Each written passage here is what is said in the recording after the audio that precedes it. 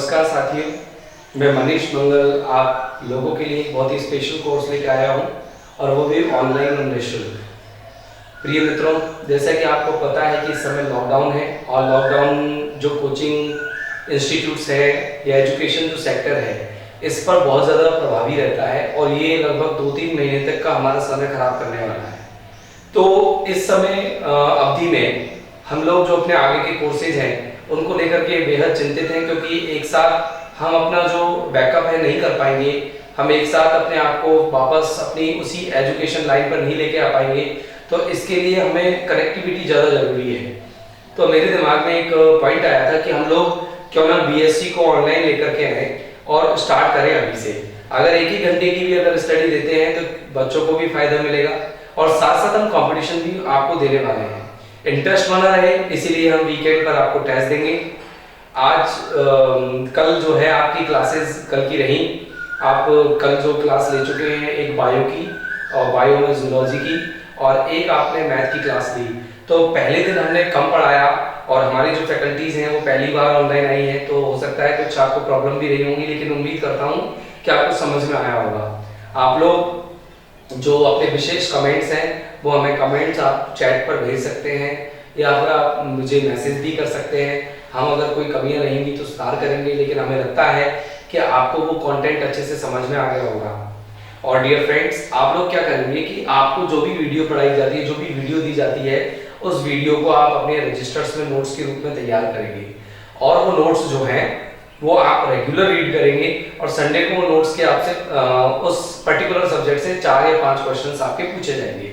आप लोग तैयार रहें, तैयारी अच्छी करें। मैं इसके लिए हमेशा सतत प्रयास करता रहूंगा।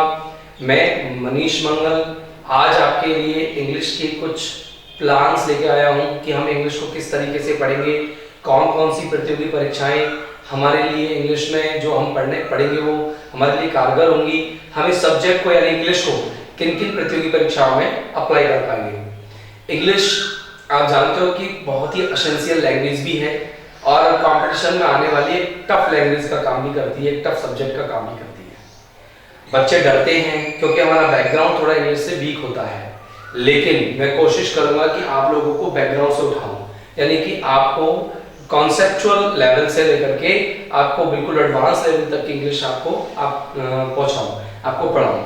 तो डियर फ्रेंड्स, बिल्कुल कमर कस लो, टाइट हो जाओ, क्योंकि आप स्टडी का टाइम आ चुका है। हम लोग बिल्कुल आराम से नहीं बैठने वाले हैं, हम लोग स्टडी करने वाले हैं और दिखाने वाले हैं कि देखो लॉकडाउन भी हम पर किसी भी प्रकार का नेगेटिव इम्पैक्ट नहीं डाल सकता है।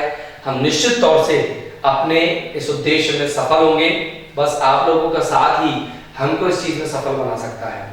तो साथियों, हम शुरुआत करते हैं हमारे आज के इंग्लिश के प्लान की, जो मैं आपको समझा। तो देखिएगा, इंग्लिश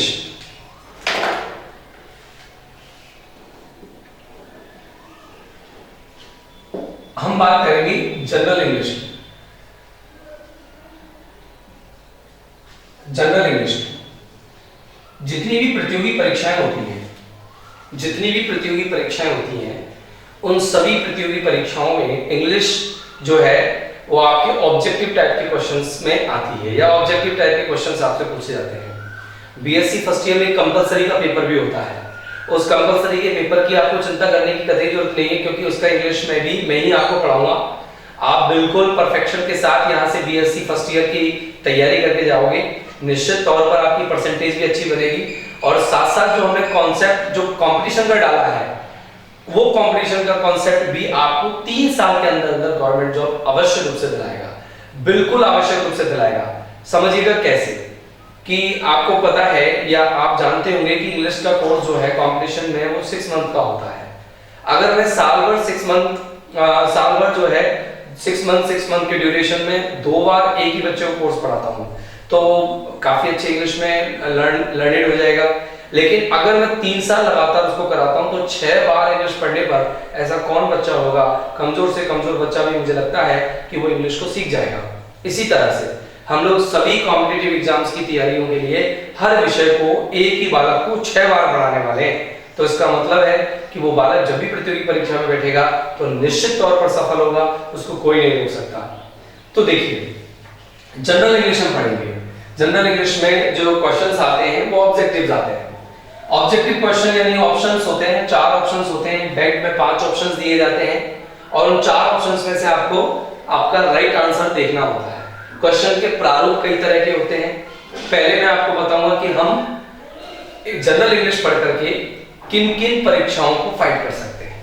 देखिए, एक आप एग्जाम का बार बार नाम सुनते हैं एसएससी, काफी बार आप नाम सुन चुके हैं कि एसएससी सर हम एसएससी की प्रिपरेशन कर रहे हैं। कई लोगों को आप सुनते हो तो वो देखते हैं या वो बोलते हैं कि हम लोग एसएससी की प्रिपरेशन कर रहे हैं, तो आपके माइंड में आती होगी कि एसएससी की प्रिपरेशन होती कैसे है, क्या होता है एसएससी में। तो देखिए, एसएससी का फुल फॉर्म होता है स्टाफ सिलेक्शन कमीशन।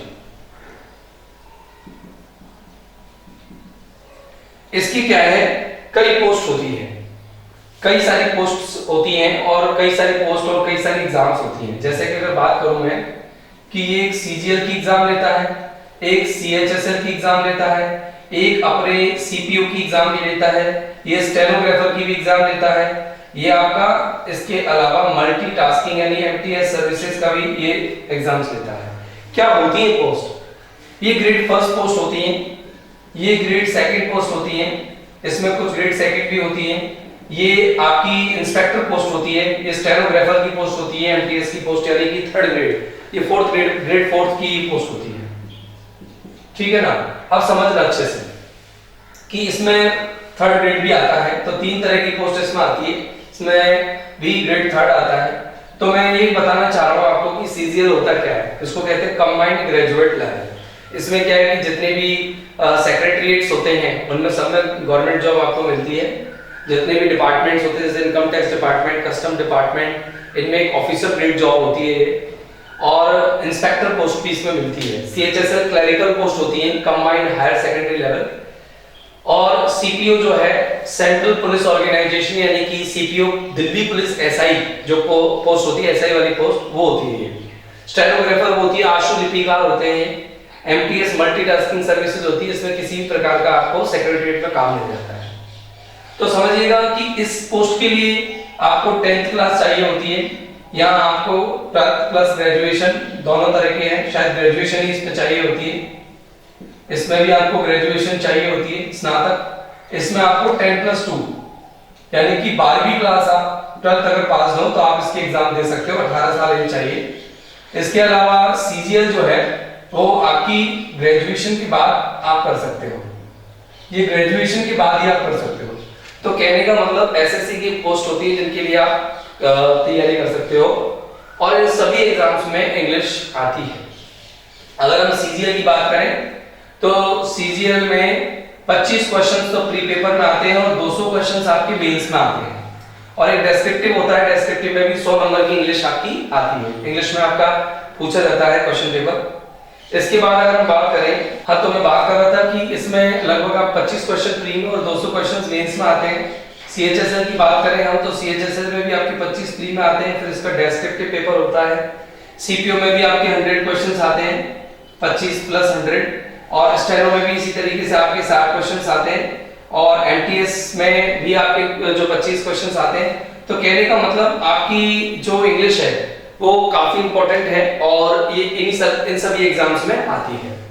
तो पहली बात आपके दिमाग में क्लियर हो गई होगी कि आप जो इंग्लिश अब पढ़ेंगे उससे हम एसएससी की तैयारी कर सकते हैं।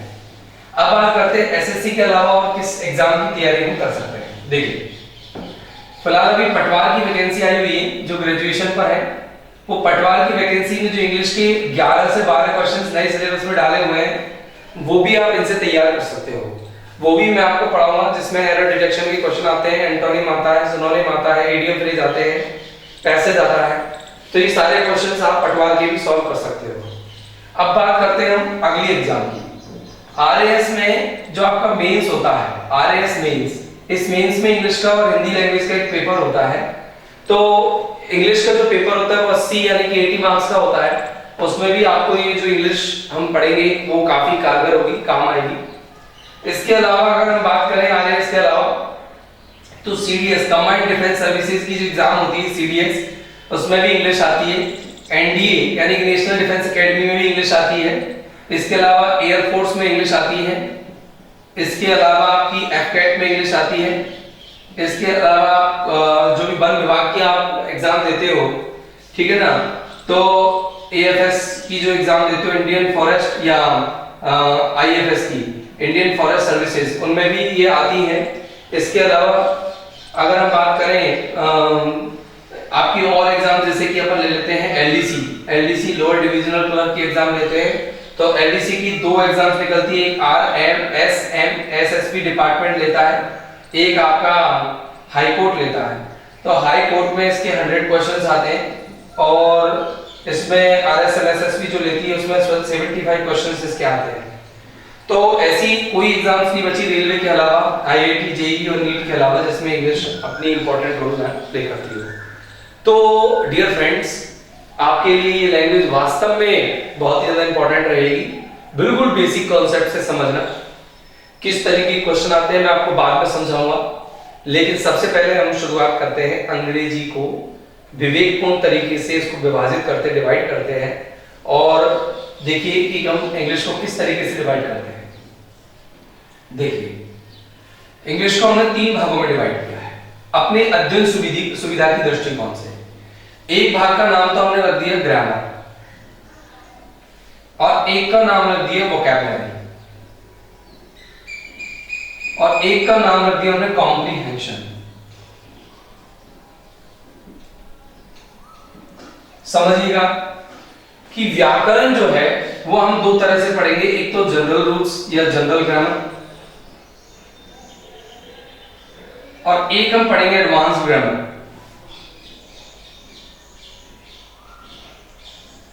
जनरल ग्रामर में हमारे जो नॉर्मल एग्जाम्स होती हैं वो सब काम आएंगी, और बैंक में भी हमारी इंग्लिश बहुत, आपको पता है कि बैंक में 30 क्वेश्चंस आते हैं प्लेन इंग्लिश के, ठीक है, तो वो भी हमारे लिए इंपॉर्टेंट है। एडवांस ग्रामर जो है वो भी हमारे लिए इंपॉर्टेंट है, और हम इसको बैंक के लिए तैयार करेंगे अच्छे से। तो हम दोनों तरह की ग्रामर पढ़ेंगे। ग्रामर में सारे टॉपिक आते हैं, जैसे नाउन है, प्रोनाउन है, एडवर्ब है, एडजेक्टिव्स हैं, डिटरमिनर्स हैं, आर्टिकल्स हैं, प्रपोजिशंस हैं, कंजक्शंस हैं, नरेशंस हैं, वॉइस हैं, इंटरजेक्शंस हैं, बहुत सारी ग्रामर की इतनी सारे पहलू हैं जो हम काफी लंबा समय तक इस कोर्स को पढ़ेंगे, तो आपको ये सारी चीजें सीखने को मिलेंगी। अगर हम वोकैबुलरी की बात करें तो वोकैबुलरी में वन वर्ड्स हैं, एक शब्दार्थी जिन्हें हम कहते हैं, सिनोनिम्स हैं यानी कि पर्यायवाची, एंटोनिम्स हैं यानी कि विलोम शब्द, एंटोनिम्स हैं विलोम शब्द, इडियम्स हैं मुहावरे हैं, फ्रेजेस हैं वाक्यांश हैं। इसके अलावा होमोनिम्स हैं। होमोनिम्स यानी जैसे ऐसे शब्द होते हैं जो दिखते हैं, स्पेलिंग्स लगभग थोड़ी सी डिफरेंट होती है, उच्चारण उनके समान होते हैं, मीनिंग अलग अलग होती है, या एक ही मीनिंग के लिए कई सारे वर्ड्स होते हैं, तो मतलब जो अलग अलग थोड़ा स्पेसिफाइड मीनिंग देते हैं, तो वो भी हम इनमें होमोनिम्स में पढ़ते हैं। और हम स्पेलिंग्स भी पढ़ेंगे कि भाई जो विशेष तौर से कुछ स्पेलिंग्स भी पूछी जाती है। एसएससी में क्या है कि 2-2 क्वेश्चंस इन सबसे आते हैं, 2 इससे आगे, 2 इससे आगे, 2 इससे आगे, 2 इनसे आते हैं और 2 इससे आते हैं। तो बाकी का अगर हम देखें तो सभी एग्जाम्स में इनमें से कोई ना कोई क्वेश्चन तो पूछा जाता ही है। वन वर्ड्स एक शब्दार्थी होता है, एक शब्दार्थी। आप चिंता ना करें, मैं जल्दी जल्दी इसलिए बता रहा हूं क्योंकि ये पूरा के पूरा सिलेबस मैं आपको पीडीएफ के रूप में अवेलेबल करा दूंगा, आपको इसे लिखने की जरूरत नहीं पड़ेगी।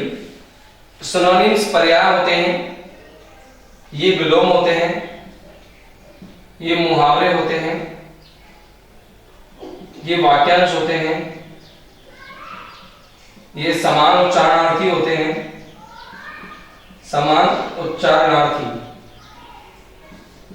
और ये स्पेलिंग्स होते हैं, ठीक है। बाकी का कॉम्प्रीहेंशन में अगर हम बात करें तो कॉम्प्रीहेंशन में 3 टॉपिक्स मेन होते हैं। एक तो होता है क्लोज टेक्स्ट, एक होता है आपकी पैराजम्बल्स, और एक होता है आपका पैसेज। देखो पैसेज तो आप बचपन से पढ़ते आ रहे हो, पैसेज तो सभी एग्जाम्स में, हर क्लास के एग्जाम्स में अब तक पूछे गए इंग्लिश में। पैराजम्बल क्या होता है कि एक सेंटेंस को तोड़ करके उल्टे सीधे क्रम में कर देते हैं और आपसे कहते हैं कि इसको सही क्रम में जमाओ। और क्लोज टेस्ट क्या होता है कि एक स्टेंजा देते हैं, उस स्टेंजा में कई सारी जगहों पर रिक्त स्थान छोड़ देते हैं, आपको वो रिक्त स्थान भरने होते हैं। तो 4-4 ऑप्शन होता है प्रत्येक रिक्त स्थान के लिए, तो वो आपको भरना होता है। तो ये पूरा हमारा इंग्लिश का सिलेबस रहेगा, जिसको हम 3 भागों में बांट करके पढ़ेंगे। तो डियर फ्रेंड्स, हम ग्रामर से हम अपने टॉपिक को उठाएंगे और हम क्या करना करेंगे कि हम 45 मिनट यानी कि लगभग हमारी 1 घंटे की क्लास रहेगी, उसमें से 45 मिनट्स तो हम अपनी ग्रामर पढ़ा करेंगे और 15 मिनट्स की हम इसमें वोकैब पढ़ा करेंगे। ठीक है डियर फ्रेंड्स, तो वोकैब आप थोड़ी थोड़ी तैयार करते रहोगे तो आपके लिए दोनों ही चीजें तैयार होती जाएगी। और लास्ट में ये जो तीनों टॉपिक्स हैं, ये इन सारे टॉपिक्स पर ये तीनों टॉपिक डिपेंड करते हैं, तो जब ये हमारे पूरे हो जाएंगे तो हम इन्हें आसानी से समझ भी पाएंगे। तो ये हमारा सिलेबस रहेगा। तो आज मैं शुरू करूं आपसे, इससे पहले आपको बताना चाहूंगा कि आप इसके दो अलग अलग रजिस्टर्स बनाएंगे, एक ग्रामर का रहेगा और एक आपकी वोकैबुलरी का रहेगा। ये रजिस्टर्स बना करके आप अपने पूरे इंग्लिश के नोट्स को बखूबी तैयार करेंगे, अच्छे से तैयार करेंगे। तो अब मैं अपना लेक्चर शुरू करता हूं, तो उसे ध्यान से समझिएगा।